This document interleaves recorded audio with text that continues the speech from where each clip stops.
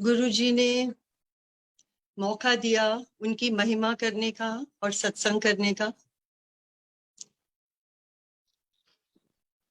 सच्ची पूछे तो हमको मालूम ही नहीं हमने क्या बोलना है। I know that I've never sat down to think कि मैं क्या बोलूंगी सत्संग में। जो गुरुजी कहलवाते हैं, may be it is for everyone. क्या उन्होंने किसको किसी को मैसेज देना है, वी डोंट नो। जो गुरुजी कहलवाते हैं हमारे मुंह से निकलता है जी। कोई भी भूल चूक हो तो माफ करना संगत जी।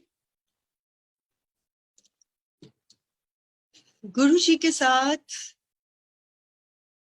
आई वुडंट से मेरी journey, the first time I went to Guruji was in the year 1999। और मैं कहूंगी गुरुजी का बुलावा आता है तो हम सब जाते हैं उनके पास। बहुत संगत आज की जो है वो कहती है, बहुत बार कहती है, oh we wish we were there when Guruji was there. पर संगत जी, जब आपका समय होगा तभी गुरुजी आपको बुलाएंगे।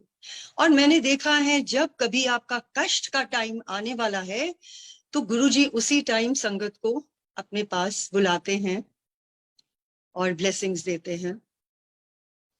सो 99 में मेरी फैमिली, मेरी sister in law, brother in law Guruji के पास उन्होंने जाना शुरू किया। और एक दिन मुझे कहने लगे आप चलेंगे साथ में, वहां बहुत अच्छे शब्द कीर्तन, बहुत अच्छा शब्द कीर्तन होता है। और मुझे कीर्तन का बहुत शौक है, बचपन से ही शौक है, because I come from a Sikh family. तो मुझे गुरुद्वारे जाने का, शब्द कीर्तन सुनने का शुरू से बहुत शौक था। तो जब मैं गुरुजी के दरबार में गई, I went with a very open mind. And मुझे अभी भी याद है कुछ चीजें गुरुजी ने कही उस टाइम पे। और मुझे ये एहसास हुआ कि ये तो इस पृथ्वी के है ही नहीं। कुछ हम बातें कर रहे थे रास्ते में और गुरुजी ने उसका जवाब दिया। एंड आई थॉट ये तो बहुत बड़े महापुरुष हैं और ये तो सब जानते हैं। और गुरुजी ने आगे बिठा लिया मुझे। एंड संगत ji, I sat down to meditate. मैं जब ध्यान में बैठी तो जो पहली चीज मुझे गुरुजी ने दिखाई, उनका फेस और शिव जी की बॉडी। और गुरुजी ने, आई वुड से, आनंद तांडव करना शुरू किया। एंड ऐसे ऐसे गुरुजी डांस कर रहे थे। और मैं सोचूं ये तो लॉर्ड शिवा करते हैं, गुरुजी क्यों कर रहे हैं? मुझे नहीं समझ आई उस टाइम पे कि गुरुजी अपना शिव रूप दिखा रहे हैं कि मैं ही शिव हूं। And 15 minutes it went on like that. उसके बाद जब इतनी शांति उस दिन वहां पर मिली, जब वहां से आने का टाइम हुआ तो मुझे गुरुजी कहते हैं, उससे पहले गुरुजी ने पूछा, मेरी फैमिली का पूछा, मेरे हस्बैंड का नाम पूछा। और मेरा नहीं पूछा कुछ कि क्या नाम है क्या है। पर जब मैं वहां से आने लगी तो मुझे कहते हैं कि कुकी आंटी, मेरे तेरे नाल जन्मा दे बड़े जन्मा दे रिश्ते ने। And the first thing that came in my mind was, मेरा नाम तो कुकी नहीं है। एंड मुझे गुरुजी कुकी आंटी क्यों बुला रहे हैं? He is very confused. और संग जी, जब मैं घर आई हूं तो जैसे होता है, अंकल कहने लगे मुझे कि क्या जरूरत है किसी लाइव गुरु के पास जाने की, you go to the gurdwara, you hear the shabad kirtan, then what is the need to go to Guruji. और जब मैं वापस आ रही थी, I got a feeling of calmness. मुझे ऐसे लगा जैसे गुरुजी ने मेरे इधर सिर पे हाथ रखा हुआ है। I felt so beautiful. And I still remember that day, I told him, I said look, आज के बाद मुझे वहां जाने से बिल्कुल ना रोकना, इस दर पे तो मैं जरूर जाऊंगी। And that was the magnet of the first day, and there was no looking back after that. And संगत जी, जब गुरुजी के पास जाना तो मुझे देखते ही कहते थे, आ गई कुकी आंटी। और मेरा माइंड फिर घूम जाता था कि गुरुजी मुझे कुकी आंटी क्यों बुला रहे। I would enter and say just one thing to him कि गुरुजी, मैनू कुछ नहीं चाहिए, मैनू मैं आंदियां एक स्माइल दे देता करो. I just want your smile and your love. I don't want anything else in this दरबार. एंड हर बारी मैं गुरुजी के दरबार जाती थी, मैं एंटर करती थी, अगर गुरुजी साइड में किसी से बात कर रहे हैं, मुझे लगता था ओहो आज तो गुरुजी ने सामने नहीं देखना, मुझे स्माइल नहीं देनी. और जैसे ही मैं सामने आती थी, Guruji would just turn straight and give me a smile and say, "Aage cookie auntie." It was such a beautiful feeling. That time with Guruji, हम आज तक नहीं भूलते हैं संगत जी. इतनी गुरुजी के साथ उनका प्यार ऐसे फ्लो करता था. और जब जाना, जैसे बाकी संगत कहती है, किसी का दिल नहीं करता था वहां से आने को. बैठे रहना, ध्यान में बैठे रहना. मैं गुरुजी के पास आने से पहले 2 साल साई मंदिर भी गई. और पता नहीं, ध्यान में बैठना शुरू से आदत थी, तो वहां पर भी जब मैं जाती थी तो मेरा बड़ा कनेक्ट होता था साईं बाबा के साथ. मुझे लगता था लाइव सामने बैठे हैं और उनसे बैठ के बातें करनी. घर में भी सुबह मेडिटेशन करनी, ध्यान में बैठना और साईं बाबा से बातें करनी. और मुझे याद है एक दिन मैं बैठी साईं बाबा को कह रही थी कि बाबा मैं आपके लिए, मैं आपको बहुत सुंदर सुंदर वस्त्र में देखना चाहती हूँ, मैं आपके लिए बनाना चाहती हूँ. एंड संगत ji, when I came to Guruji, the first seva I got in the mandir was Guruji के चोले. एंड आई इमीडिएटली अंडरस्टूड, ये तो बाबा ने मुझे यहाँ भेजा है. You know, it's like a stepping stone. And this is the ultimate. I don't think my journey after this will be anywhere else. यहीं पे गुरुजी पे ही मेरी जर्नी समाप्त होगी. और उस टाइम पे मुझे याद है कि मैंने, I was going to the gurdwara. Not that मैं चिलिया नहीं कभी रखती थी, पर मैं ये सोचती थी कि मैंने गुरुद्वारे जाना है और मैं 40 दिन इकट्ठा जाऊंगी. So I remember my husband was there. तो हम लोग थर्ड राउंड में लंगर खाया करते थे, हम दोनों बाहर खड़े थे. And I was telling my husband, मैंने कहा बहुत आज तो बहुत लेट हो गया, मैंने गुरुद्वारे में जाके मत्था नहीं टेका है, तो जल्दी से लंगर खाते हैं और गुरुद्वारे जाते हैं. एंड वहां पर आंटी एक थी पुरानी संगत की, वो मुझे, उन्होंने मेरी बात सुनी और मेरे पास आके मुझे कहती, कुक्की आंटी कहीं भी जाने की जरूरत नहीं है, आप गुरुजी के पास आ गए ना, सब प्राप्ति इधर ही है. और मैं उनको कह रही हूँ, नहीं नहीं आंटी, मैं तो बचपन से जाती हूँ, तो उधर तो मैं जाऊंगी ना. उस दिन जब हम गुरुद्वारे पहुंचे, मैंने आज तक नहीं देखा कि बाबा जी की भीड़ वहां 10:30-11 बजे तक अंदर नहीं गई, उधर ही पड़ी थी. जब मैं हम लोग गुरुद्वारे पहुंचे हैं, गुरुद्वारा खुला हुआ, बाबा जी की भीड़ सामने, मैंने माथा टेका.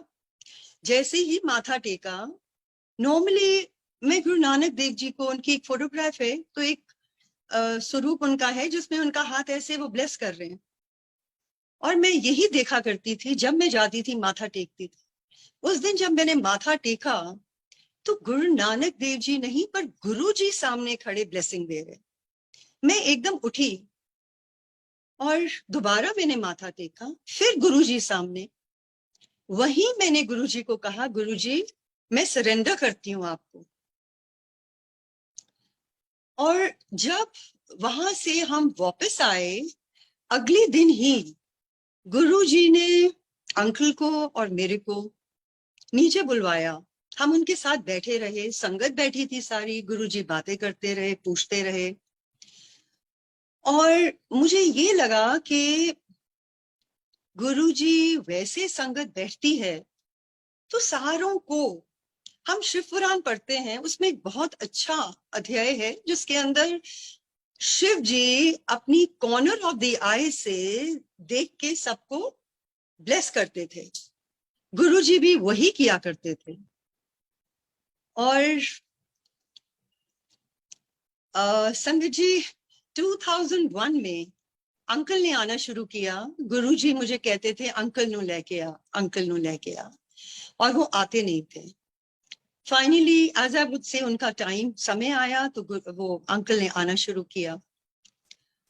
और जो पहली ब्लेसिंग अंकल को मिली, उनको he was a severe asthmatic, every time change off season उनको अस्थमा होता था।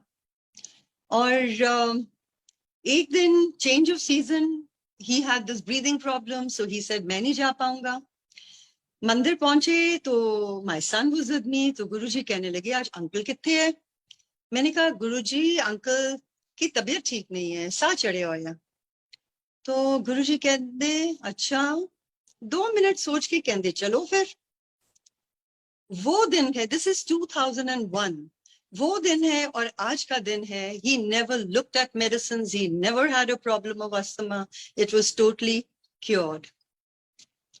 Sangaji, before I go on to my other satsangs, I think I'll share a few of my health ones first. I never knew, कुछ थोड़ा थोड़ा लगा रहता था पर मुझे नहीं मालूम था। वी ऑल डोंट नो हमारी बॉडी के अंदर क्या प्रॉब्लम्स चल रही हैं, क्या हो रहा है। पर गुरुजी तो जानी जान है, वो तो सब जानते हैं। और मैं एक चीज और जरूर कहूंगी बिफोर दिस, कि गुरुजी के पास जब जाके मैं बैठती थी तो I never like going and sitting in the front. मैंने अपने लिए एक जगह साइड में ढूंढी हुई थी और दैट वाज वन प्लेस जहां मैं ध्यान में बैठती थी। और बीच बीच में जो मैं अपनी आंखें खोलती थी तो मैं गुरुजी सामने मुझे नजर आते थे। गुरुजी को एक ही मेरी प्रेयर होती थी, मैं हर बारी यही कहती थी गुरुजी मुझे कुछ नहीं चाहिए गुरुजी, और आप मुझे सिर्फ हील करो, मुझे कुछ नहीं चाहिए, मुझे प्यार चाहिए और मुझे इस दर्द में कुछ नहीं चाहिए। एंड संगत जी, जो हम उस गुरु से मांगते हैं, जो हमारी क्वेस्ट है, गुरुजी वो ही देते हैं हमारे को, जो हमारी सोच है। मुझे मालूम है मेरा दिमाग वहां बिल्कुल खाली होता था और ये ही माइंड में आता था गुरुजी मुझे अपने साथ ऊपर दिखा दो क्या है, उंगली पकड़ के ऊपर ले जाओ, मैंने ऊपर देखना क्या है, मुझे यहाँ से कुछ नहीं चाहिए। और बहुत बार गुरुजी को मैंने देखना बैठे हुए और एक वाइट लाइट उनसे आती थी और I would see myself lying and Guruji would heal my entire body with it. और इतनी एनर्जी मेरे को मिलती थी। And then I would tell him, Guruji, please purify each and every cell of my body. आप मेरे अंदर हो, आप अंदर बसते हो. I want that my body should be pure. And Sangaji, coming to this, to the name part of it, 2 साल तक ये चलता रहा। मैंने जाना, गुरुजी ने कहना कुकी आंटी आ गई, बातें करनी। और एक दिन गुरुजी के साथ मैं बड़े मंदिर में थी तो मेरे माइंड में आया मैं गुरुजी से पूछूं कि उन्होंने मेरा आज तक नाम क्यों नहीं पूछा। सो आई आस्क्ड गुरुजी, मैं क्या गुरुजी तुसी मेरा नाम नहीं कदे पूछया। तो मुझे कहते हैं कि 10 तेरा की ना है। So I told him Anita. 2 minute रुक के मुझे गुरुजी कहते हैं, कहते ना अमृत, प्योर सोल। एंड संगत ji, that time I thought, मैं गुरुजी से यही कहती रही, गुरुजी मेरे सेल्स को प्योर करो, मेरी बॉडी प्योर करो। जो संगत जी आप गुरुजी से मांगेंगे वो ही आपको मिलेगा। और मैं ये सोचती हूँ कि इस दर में आके और कुछ मांगने की जरूरत ही नहीं है। अगर हम गुरुजी के पास आए हैं, हम गुरुजी के मंदिर आए हैं, we have to spiritually elevate ourselves. We have to come to that level जहां गुरुजी चाहते हैं। अगर हम नीचे ही रह गए तो हमने क्या सीखा गुरुजी के मंदिर में आके। So I've never shared these things when Guruji was there. After Guruji's Mahasamadhi, अब जब सत्संग शुरू हुए, I just left my mind open. I thought जो गुरुजी ने मेरे से कहलवाना है, जो मैसेज उन्होंने संगत को देना है, वो अपने आप देंगे। एंड जितने साल मैं गुरुजी के साथ रही मंदिर में, This was my experience with him. Every time 2 घंटे वहां पर बैठना और गुरुजी के साथ अपनी हीलिंग करवानी. उनका एक बार मैंने कहा, गुरुजी बहुत प्यार चाहिए आपसे. And I just opened my eyes and I could see that love pouring in. And I couldn't contain it. मेरे से वो, I mean, I felt I couldn't breathe. So गुरुजी का, संग जी, I would say कि उनके दर पे कुछ भी मांगने की जरूरत नहीं है. वो हमारे सामने सब संगत को कहते थे, ना मांगो मेरे को लो. अगर उन्होंने आपको अपने पास बुलाया है तो इसका मतलब उनको मालूम है कि आपके क्या कष्ट आने वाले हैं आगे, और उन्होंने आपको कैसे उसमें से बाहर निकालना है. जब वो आपके 90% कष्ट कटवा देते थे संगत जी, then what is the purpose of us asking? हम छोटी छोटी चीजें गुरुजी से मांगते रहते हैं. एक दिन गुरुजी ने मुझे बड़े मंदिर बुलाया, एंड तब तक मैं गुरुजी से कोई बात नहीं करती थी, मैं सिर्फ ध्यान में बैठी थी. I never used to say anything.